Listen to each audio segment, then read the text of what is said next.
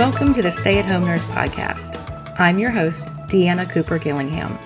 For over 25 years, I've strived to use my nurse credentials to find work that fit my lifestyle, whether it was raising my 4 children and 3 fur babies, traveling the world, or moving to Mexico and living on the Caribbean Sea.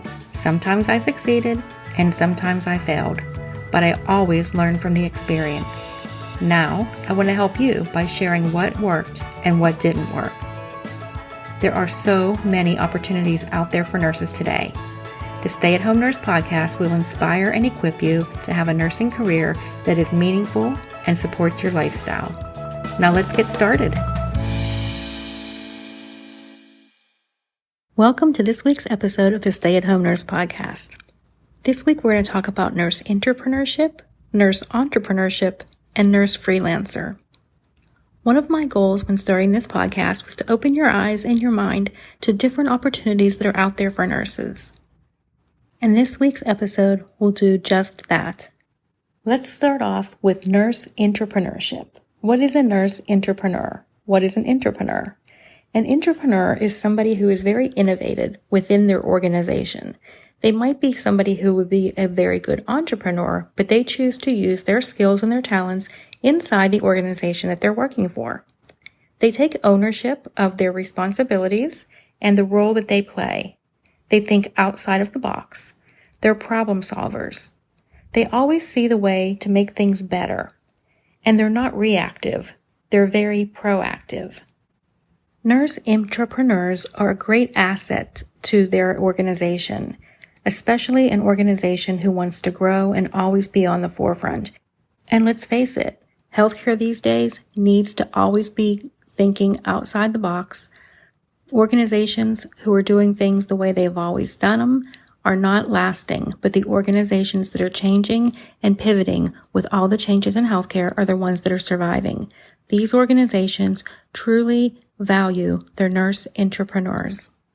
Oftentimes, these nurses work side by side with other nurses, but in addition to that, they may be on committees or hold other additional roles within the organization. Sometimes they even create new roles for themselves based on the innovation that they've come up with. As I've said, intrapreneurs make great entrepreneurs, and often they will eventually leave and start their own business and become an entrepreneur. But many of them stay with their companies because they like the security and they're in a good environment where people respect them and help them to flourish. For nurse intrapreneurs to really flourish, they have to understand how the hospital system works in a business sense.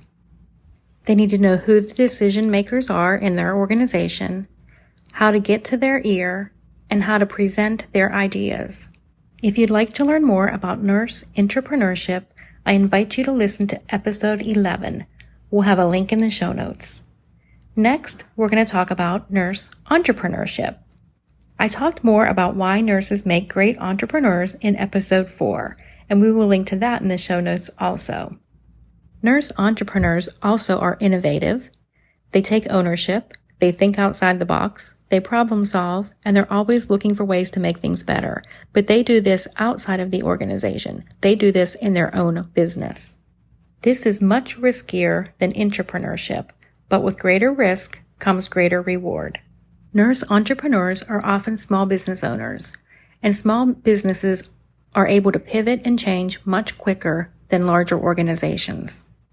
When a nurse entrepreneur has a new idea, she doesn't have to take it to anybody else to get approval. She can act on it immediately. Nurse entrepreneurs find a problem and then develop a solution.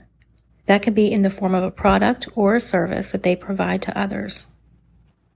They can provide this product or service to another business or to individuals. Because there is a greater risk with entrepreneurship, I recommend people starting off as a side hustle. What this is you start your business while you're still working your full-time job. Then maybe you work back to part-time, and then eventually you can quit and go with your business full-time. This is fairly easy for nurses to do because nurses have so many opportunities to work 12-hour shifts, 8-hour shifts, 4-hour shifts, part-time, per diem. We have the perfect opportunity to have a side hustle. And honestly, Some nurses only want a side hustle. They enjoy their full-time or part-time nursing career, and they just want something on the side to do to bring in a little extra money. And that's fine. Entrepreneurship is great as a side hustle also.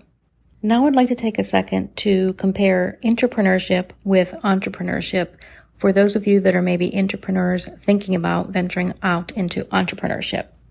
So intrapreneurship has its constraints. You can't just go ahead because you had a great idea and act on it. You have to get permission, and going up the chain of command can sometimes be frustrating. With your own business, if you have a great idea and you've vetted it and you've decided it's one worth pursuing, you can go ahead and pursue it. Also, with entrepreneurship, you have more control over when and where you work. With intrapreneurship, you pretty much have to work when your employer wants you to work.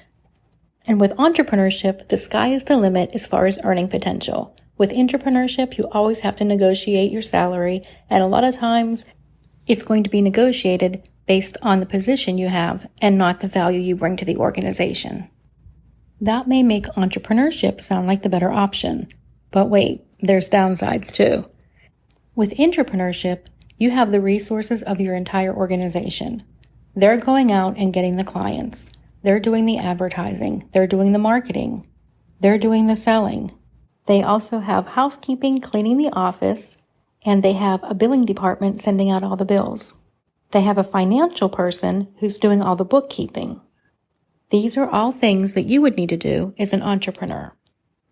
Also, depending on the type of business that you have, if it's a service-based business, if you don't work, you don't get paid. There is no PTO time, there is no vacation time, and there is no sick time. Something else to take into consideration. And finally, yes, you can make unlimited amount of money as an entrepreneur, but there's no guarantee you'll make that money. You could also make zero. Now, believe me, I don't want to scare you away from entrepreneurship. I'm an entrepreneur. I think it's the best lifestyle, but there are things to take into consideration. Next, we're going to talk about freelancing. Freelancing is a little bit of a combination of the two. I read a really interesting article recently about how more and more nurses are becoming freelancers, so I thought this was a great topic for us to cover. So what is a freelance nurse? You may know of them as agency nurses, travel nurses, or per diem nurses. These nurses usually do not work for one particular hospital. Instead, they go from hospital to hospital. For example, when I worked as an agency nurse, the agency would call me with an offer of an assignment.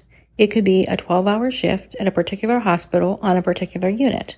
I could either accept or decline it. They would tell me what the pay rate was and any other benefits that might be available.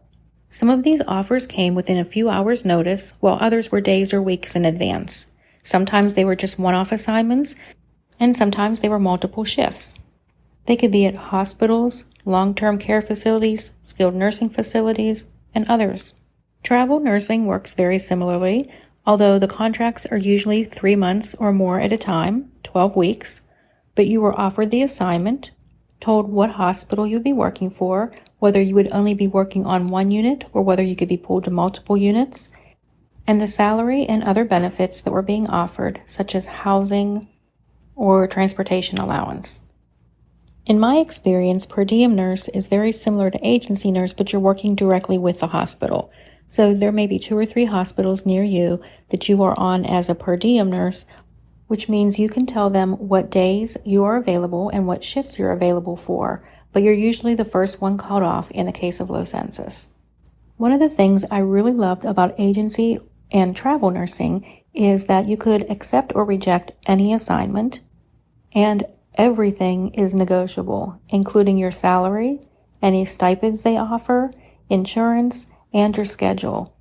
If you wanted a particular day or holiday off, you could have that written into the contract of your travel assignment.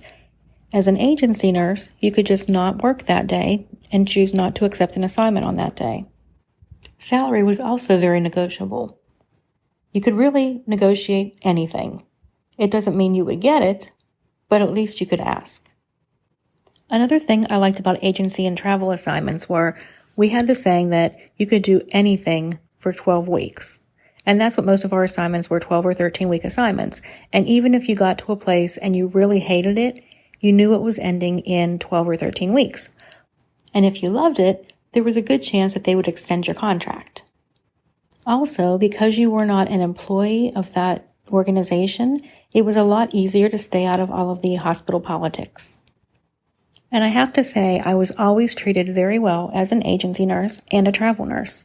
They always knew that I had the option of not coming back if they didn't treat me well. So I was always treated very well. Now, the downside to agency and travel nursing is sometimes there are not assignments to accept. So you may go through some dry spells where you're not making any money. But usually when you are working, you're making very good money. And if you can balance that out and save, you can actually end up making a lot more in a year than you can working as a traditional nurse at a full-time job. Another potential downside for some people is you're always going to new hospitals and new systems and learning new things. So you have to learn where all the supplies are kept. You have to learn how to get into the computer system and how to use the equipment, and just basically learning how things are done there. But for those of us who don't mind always learning something new, there are many benefits, as I've stated earlier, that far outweigh these negatives. Okay, that's a wrap on this week's episode. I hope you learned something new. I hope your mind's been opened up to different ways of doing things, and I hope you've been inspired. Is there someone you know that would benefit from hearing this podcast episode? If so, I hope you'll share it with them. And I hope you'll hit subscribe so you hear every single episode. And one last thing, it would mean the world to me if you would leave a 5-star rating and review for this podcast.